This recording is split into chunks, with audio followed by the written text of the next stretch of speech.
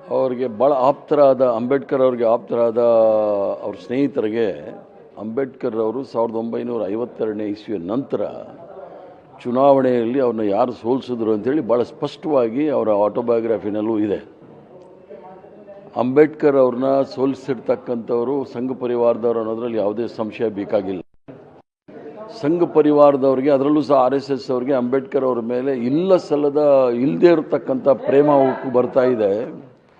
ಅದನ್ನು ನೋಡಿದಾಗ ಫಸ್ಟು ಅಂಬೇಡ್ಕರ್ ಅವ್ರನ್ನ ಒಪ್ಕೊಂಡಿದ್ದೀನಿ ಅಂತ ಹೇಳಿದ್ರೆ ಜನವರಿ 25, 1927ನೇ ಇಸ್ವಿನಲ್ಲಿ ಅಂಬೇಡ್ಕರ್ ಅವರು ಮನುಸ್ಮೃತಿಯನ್ನು ದಹನ ಮಾಡಿದ್ರು ಸಾರ್ವಜನಿಕವಾಗಿ.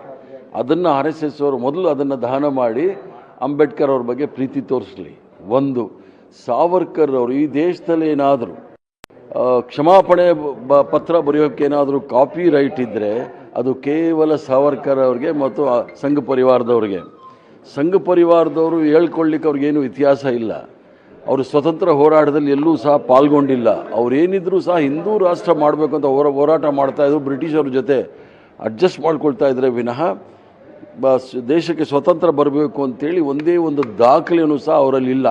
ಇಲ್ಲಾಂದರೆ ಇಷ್ಟೊತ್ತಿಗೆ ಅವರು ಮಹಿಮಾ ಮಂಡನೆ ಮಾಡಿಬಿಟ್ಟಿರೋರು. ಆದ್ದರಿಂದ ಏನು ಸಂಘ ಪರಿವಾರದವರು ಅಥವಾ RSS ಅವರು ಅಥವಾ ಅಲ್ಲಿ ಕರ್ನಾಟಕ ರಾಜ್ಯದ ವಿಧಾನಸಭೆಯಲ್ಲಿ ನಡೀತಾ ಇದೆ ಚರ್ಚೆ, ಅದು ಭಾಳ ಸತ್ಯವಾಗಿ ಚರ್ಚೆ ಆಗುತ್ತೆ. ಅಷ್ಟೇನಾದರೂ ಸಂಘ ಪರಿವಾರದವ್ರಿಗೆ RSS ಅವರಿಗೆ ಧೈರ್ಯ ಇದ್ದರೆ ಒಂದು ದಿವಸ ಇಡೀ ಸದನದಲ್ಲಿ ಚರ್ಚೆ ಮಾಡಲಿ, RSS ಅವರು ದೇಶದ್ರೋಹಿಗಳ ದೇಶಭಕ್ತರ ಅನ್ನೋದು ಚರ್ಚೆ ಆಗಲಿ, ನಾವು ಚರ್ಚೆ ಮಾಡೋಕ್ಕೆ ತಯಾರಿದ್ದೀವಿ.